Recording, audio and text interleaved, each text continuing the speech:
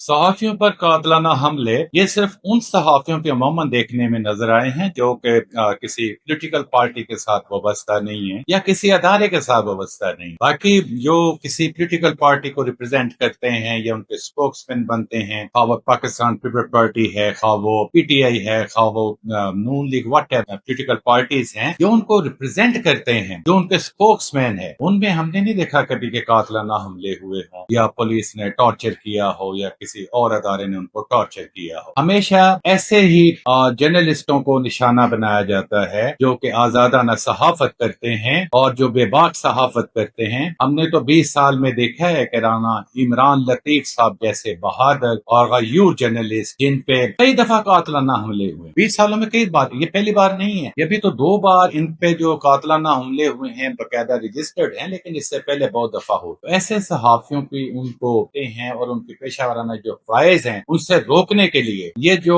ऊंचे ठकंडे करते हैं, खा वो ब्यूरोक्रेसी में लोग हों, खा वो ड्रग माफिया से हों, खा वो पुलिस से हैं, उनको शर्म करनी चाहिए। उनको इन ड्रग माफिया का आलाकार नहीं बनना चाहिए। जो उन पे नामजद मुल्जमान है उनको अरेस्ट करके करारवा की सजा दी जाए। ये हमने बहुत देखे हैं कि जो आजाद सहाफी हैं उनको तरह तरह से तंग किया जाता है। तो मेरे साथ अभी वाशिंगटन डीसी से और फ्लोरिडा से यूएसए से जो सीनियर जर्नलिस्ट हैं जाकिर हुसैन कुरैशी साहब, वो आपको इस बारे में इसकी मजम्मत भी कर रहे थे और उनका पैगाम भी सुने।